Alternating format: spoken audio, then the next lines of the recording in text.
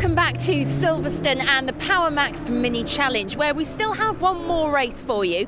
But just before that, I want to get a little taster of how 2015 is shaping up. And Anthony, I'm hoping you're the man to tell me. Well, 2015 is shaping up to be even bigger and better than ever, Michelle. It's really going to be a great year. We're taking the decision to separate out the entry-level Cooper class cars, 1.6 normally aspirated, great cost-effective budget racing, but still really close mini fun. And then from that, we're going to have a separate race for the 1.6 litre turbo JCW class cars, and also the new 2 litre turbo Gen 3 car. This fantastic bit of kit is going to be the future of the Mini Challenge, but very much keeping the older cars as part of the family. So, lots to look forward to in 2015 then. Now, the great thing about Mini Challenge is it's not all about the championship title. There's also something called the Directors' Cup, and I have two of the front runners with me now. We have Alan and Patrick. Guys, tell me a little bit more about this Directors' Cup then. It's for the OGCs, as we say, the Old Git Championship. I believe it's over 45s, is that right? I think so, yes. Yeah. We're not quite sure, but it's made up of, I think, 5 of the drivers, which Patrick and I currently are, I think, joint... Gentlemen races, I like to call it. Gentlemen races, yes, Yeah. exactly. I love it. So, what's happening at the moment? Who is where in the standings? I know you both are right up there. Yeah. Well, I started off, I think 4 points ahead at this meeting, and Alan had a great race yesterday, and I think he nabbed them 4 points back. Yeah. So we were level pegging going into this race, and of course I had a problem with my car and had to end early. So now he's lapped those points up and taken the lead. But yeah, we're going into Brands, both of us, and I'm sure we'll enjoy it. And exactly. You know, it'll be a clean race, and you know, best man wins. Absolutely. Yeah. We'll shake on that. Yes. So the battle for the Directors' Cup continues now, and it's going to be an important race for Chris Knox. He starts in 6th position, courtesy of the reverse grid. Ben, let's go racing. Thanks, Michelle. This should be absolutely thrilling. The reverse grid always throws up some surprises, so it means Hamish Brandon and Neil Newstead have got the front row to themselves, ahead of Chris Russell and Henry Dupree. Well, the row 3 though. Luke Cordell and Chris Knox and Rob Smith should not be discounted from 7th. In the Cooper class, well, I could give you the top 10, but frankly they'll all be side by side by the time they get to turn 1 anyway. But it is Matt Hammond who's got the honour of pole position ahead of Shane Stoney. And away we go. And it is a good start from Hamish Brandon, who gets the jump on Neil Newstead as they head towards Copse the first time. Also well away is Henry Dupree. There is Rob Smith, the Pirelli back car, heading around Copse Corner. He's alongside Lawrence Davey. And the real challenge in these reverse grid races is biding your time to pick your way up through the order as Henry Dupree goes sideways through Beckett's. Around goes Dupree. Cordell takes evasive action, and somehow he has been avoided by the chasing pack. We've got another car pointing in the wrong direction as well.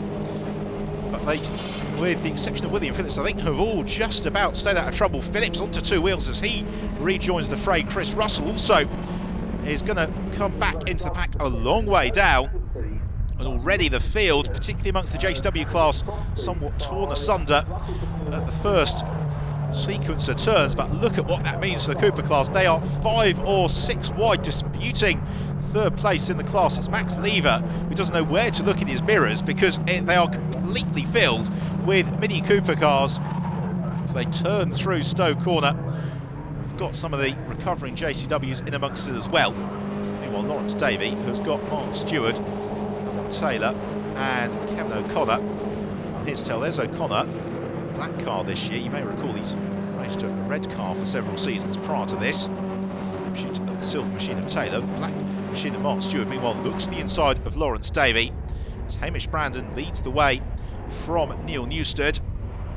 It's good to see Hamish right at the front of the field, and Hamish really testimony to the fact that you can have a long and productive career in the Mini Challenge, because he started out racing in the Cooper class and stepped up to the JCW class and is right there at the sharp end of the field.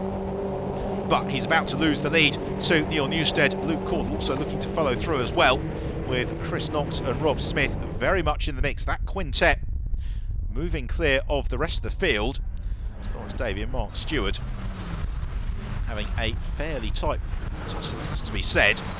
So around Brooklands in the late August sunshine and into the never-ending right-hander of Luffield. Frustrating corner for the drivers. They just want to plant their right feet and accelerate then on towards Woodcote.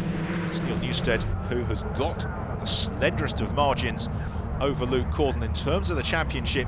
Caudle really desperately needs a victory in this one if he is going to have a realistic chance of moving ahead of Chris Knox in the final meeting of the season on the Brands Hatch Grand Prix circuit. Cooper class, as ever, frenetic fighting. Grace Williams is somewhere in the middle of all of that.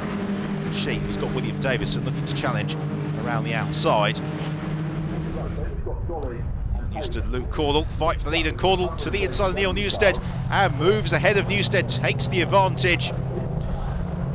Those 5 cars battling for the lead, still in very close company with each other, but Newstead immediately now comes under threat from Hamish Brandon, who looks to the inside of Newstead at Vale. It has the dual benefit of also shutting the door on Chris Knox.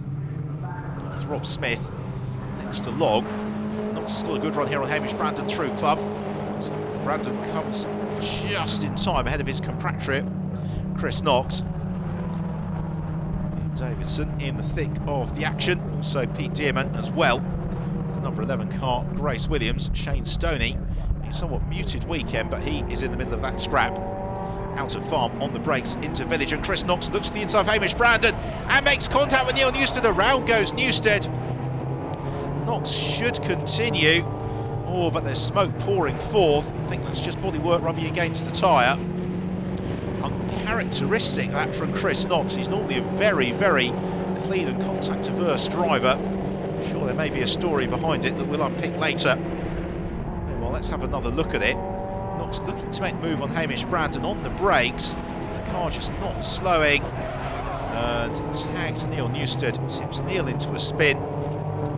Hopefully not with too much damage either for Newstead. So that then leaves Hamish Brandon clear at the front of the field. Luke Caudle we've also lost to mechanical failure. So now this is the challenge to the lead from Rob Smith, and he darts the inside of Hamish Brandon, and it's Rob Smith who takes the lead of the race.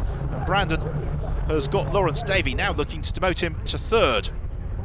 This, the lead of the Cooper class though, headed by Matt Hammond. That is the white and green machine. Then we've got Josh Gollin, William Phillips and Ricky Page. Can Ricky score his 2nd win of the day? Down the hanger straight they come. They've got the recovering Chris Knox just in behind them. How close do you want this? Oh, there's almost contact there as Matt Hammond comes under pressure from Josh Gollin. Gollin tried to force his way through to find space where really there's none.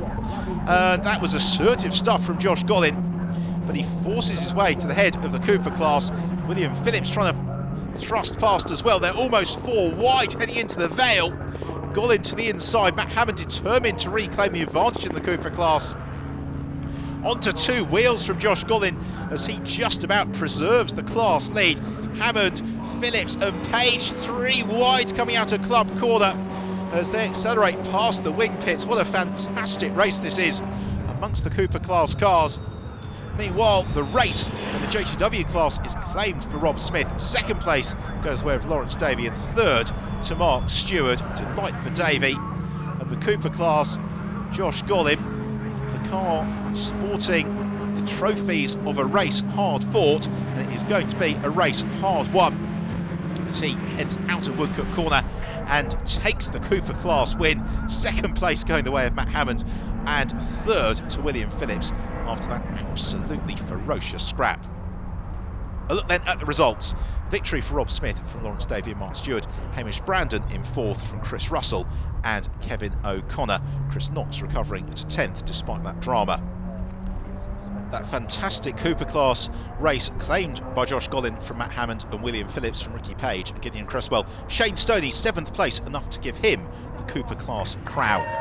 So therefore, after a long and entertaining weekend of racing, there is plenty to celebrate on the Silverstone rostrum. Josh Gollin and Rob Smith on the top step as they let rip with the champagne to the applause of the mechanics and well-wishers from the PowerMax Mini Challenge paddock. Didn't have to do too much to win that. I was quite surprised. It all kicked off at Beckett's on the first lap and I managed to pick my way through that. And then Luke pulled up with some sort of problem. Chris and Neil got together, and then it was just Hamish to get by. And I thought I'd got a good chance. I've had a bit of pace on him all weekend, and yeah, that was how it turned out. Last lap move, I was being squeezed onto the grass just before Stowe, but there's no way I wasn't having a corner, and just managed to squeeze up the inside and held it to take the win. So I'm really pleased. So in terms of the championship, well, only a disastrous weekend at Brands Hatch would cost Chris Knox the JCW crown, although Lawrence Davey is there in a very tight scrap for second with Neil Newstead and Luke Cordell. Shane Stoney victorious in the Cooper class, but again, everything to race for second between Gollin, Page and Phillips. A very different looking podium from the one earlier due to a race full of high drama. Certainly never a dull moment in the mini challenge. Well, we still have one more round to look forward to at Brands, but until then, don't forget you can keep up to date with all things mini challenge on our website, Facebook and Twitter. From Silverstone though, it's goodbye.